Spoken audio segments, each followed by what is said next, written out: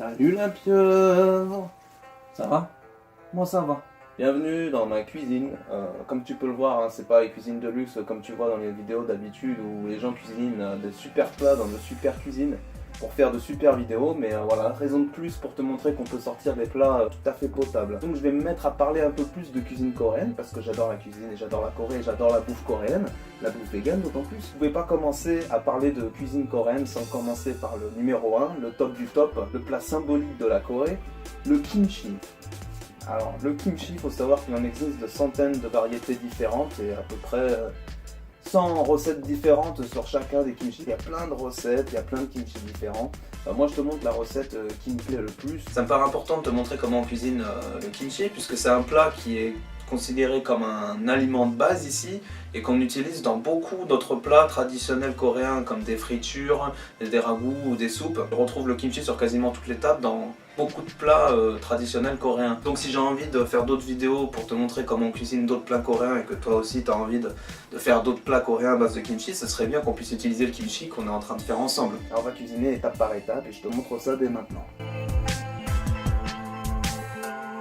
Pour commencer, il va te falloir un bon gros chou chinois, chou napa ou peut-être ça, et ça dépend comment toi tu appelles ça. Alors je me suis fait plaisir, hein, j'ai pris un gros qui fait presque 3 kg. Donc toi si tu veux faire moins, hein, tu prends un chou plus petit et puis tu divises la recette en fonction de ce que tu as. Mais bon voilà, moi je vais faire avec un gros truc comme ça. Il te faut un radis, du gros sel, des gousses d'ail, la farine de riz, du sucre brun, un oignon, une carotte, une pomme, du gingembre frais. Putain, on dirait pas la main du mec chelou là dans Scary Movie. Des oignons verts, de la sauce soja, du vinaigre de pomme et un ingrédient très important, des flacons de piment. On va d'abord commencer par ce qu'il y a de plus long, le chou. C'est l'étape du salage du chou qui est très importante. Ça va permettre de retirer l'eau qui est à l'intérieur du légume et de permettre à la marinade de pénétrer plus facilement à l'intérieur. On va nettoyer cette partie là.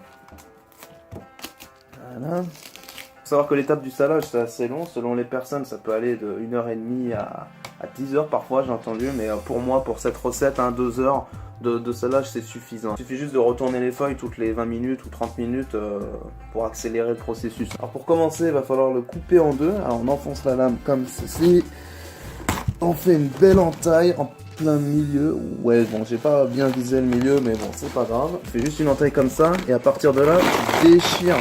Et là, putain, regarde si c'est pas beau. Tu refais une entaille sur le milieu. Tac. Tu déchires.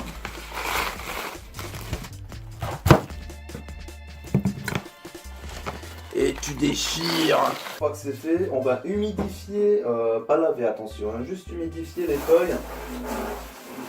Ça permettra au sel d'agir plus facilement sur les feuilles. Tu prends ton gros sel, tu vois, tu prends des bonnes doses, hein, comme ça, tu vas franco. Voilà, et tu te frottes bien entre chaque feuille, tu mets la dose de sel. N'aie pas peur d'y aller, hein, faut que ça agisse. Hein. Tu mets ça entre toutes les feuilles. Hein.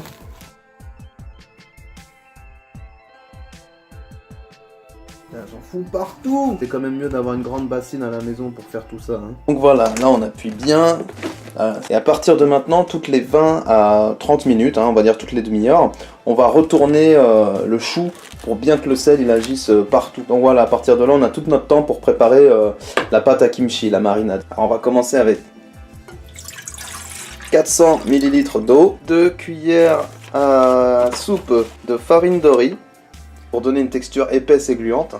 On va faire chauffer à feu moyen, hein, pas trop fort, on va mélanger hein, tranquillement. Là on est à peu près à 5-6 minutes de cuisson hein, depuis que j'ai mis la farine de riz. Tu mets à feu doux pour pas que ça boude trop et tu vas ajouter 2 cuillères à soupe de sucre brun. Tu mélanges encore comme ça. Dès que c'est fait, on coupe le feu et je laisse refroidir. On va tourner ça une première fois. Ça a déjà pas mal dégorgé. Hein. Tu vois, t'as l'impression qu'il a déjà fumé un peu là. On appuie bien. Hein. À partir de maintenant, on prend la carotte, les oignons verts, le radis chinois, le radis daikon. En Corée, on appelle ça le mou. T'as vu un peu la taille des radis qu'on a en Asie? Tu prends ta pomme. La pomme, c'est pas obligatoire hein, dans le kimchi, mais c'est la petite fantaisie qui rend le truc vraiment délicieux, tu vois. Et on coupe tout ça en allumettes. j'épluche tout le bordel. Alors on dit bon, faut pas déconner, on va en prendre qu'une moitié. C'est beaucoup trop gros là. L'autre moitié se garde très bien au frigo. Hein.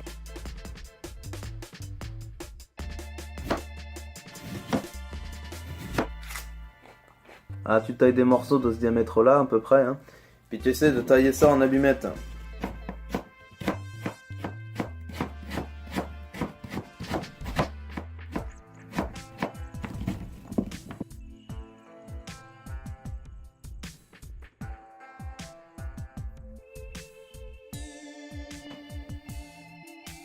Les oignons verts, on coupe le bout, on jette.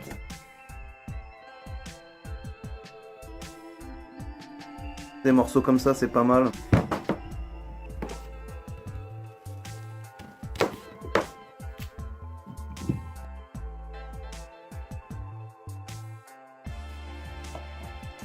Voilà, tout est là. Radis, carottes, oignons verts, pommes. Bon, voyons voir un petit peu où en est le chou. On va remuer le chou encore.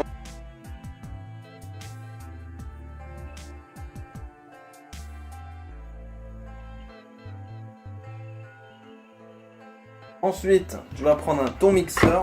Enfin, j'espère que tu en as un quand même.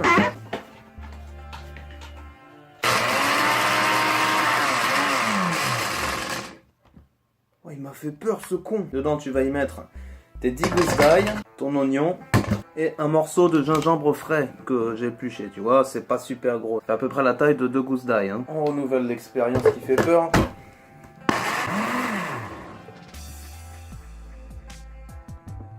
Oh, ça sent bon. Tu prends ta bassine Bob l'éponge, tu y mets ta farine de riz, ta purée d'ail, d'oignon et de gingembre. Ensuite, tu y ajoutes l'équivalent de 100 ml flocons de piment. Moi, j'en ai mis un peu plus. Mais bon, ça dépend de toi. Je sais que les Français, généralement, sont assez fragiles avec les épices. Si t'es vraiment trop sensible avec les épices, tu mets un peu moins. Mais t'essaies de rester aux alentours de 100. Tu peux même mettre le double hein, si t'aimes bien les épices. À peu près 75 ml de sauce soja. Et à peu près 50 ml de vinaigre de pomme. Tous les légumes qu'on a découpés, on ajoute ça. Et on va mélanger tout ça à la main. Si t'as des gants, c'est pas mal. Sinon, bah, toujours, on n'oublie pas de remuer le chou. Hein. Et regarde un peu ce qu'on obtient vers la fin. T'arrives à voir un peu?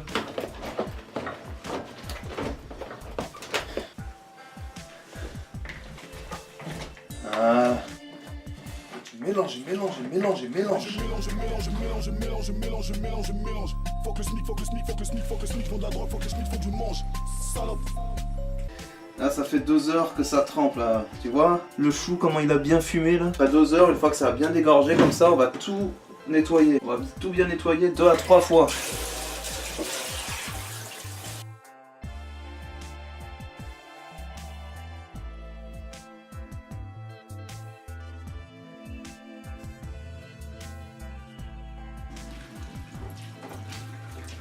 Alors on essaie de les goûter au maximum. Hein. Une fois que c'est fait, là, cette grosse partie blanche, là, on va l'enlever. La partie dure, là, ça on le mange pas. On enlève le plus gros de la partie blanche, là. On n'est pas obligé de tout enlever. Bon, ensuite, on le trempe dans la bassine. Et là, on fait comme ce qu'on a fait avec le sel. Entre chaque feuille, on met la sauce kimchi, comme ça.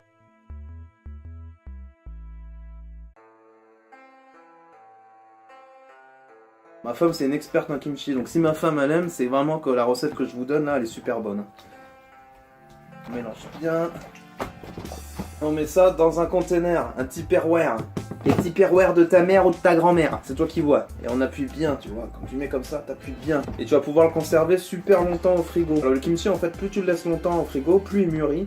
Et plus il gagne en goût, en acidité. Et il y a beaucoup de Coréens qui adorent le kimchi qui a vieilli par exemple minimum d'1 mois, tout ça. Tu peux le garder quasiment, pas 3 mois voire plus au frigo.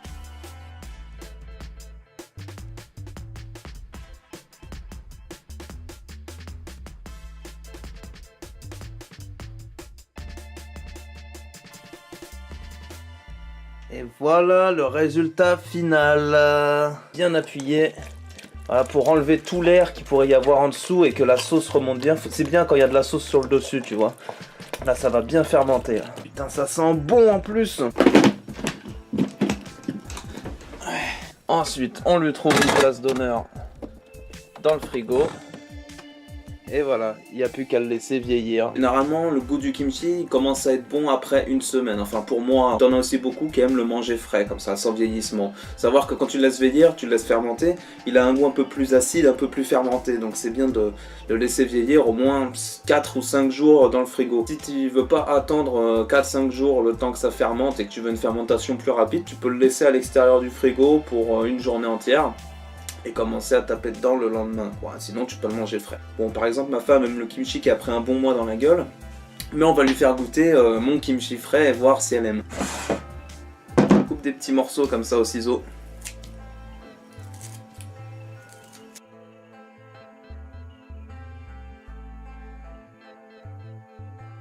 Pour faire joli et ajouter du croquant, tu peux ajouter quelques graines de sésame. Chiqueta! Yobo! You wanna try my kimchi? Yeah. You're not ugly, come here. No, I just wake up. Wait, no, chocolate. 잠깐만 나 take I will take this one. Oh.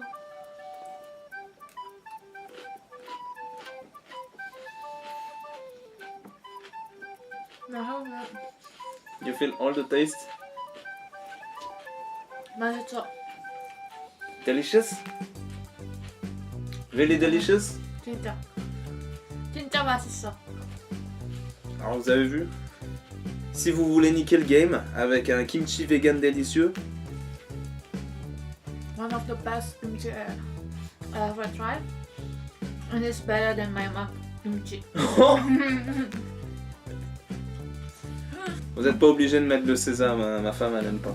J'ai pas encore goûté, j'ai juste les yeux qui piquent. Ah, 맛있어. Very fresh kimchi. Yeah. On sent il est vraiment frais quoi, il n'y a pas encore d'acidité, pas du tout fermenté, mais c'est bon comme ça aussi, vous pouvez essayer. Même ma femme d'habitude n'aime pas le kimchi quand il est frais, mais celui-là elle l'aime beaucoup. I will get rice with this one. Ok. Say goodbye. Bye. Si t'as aimé la recette, si t'as aimé la recette, pouce bleu, n'hésite pas à me suivre sur les réseaux sociaux, on se retrouve bientôt, j'ai d'autres recettes en tête, des trucs simples et vegan, recettes coréennes, à plus tard, salut la pieuvre.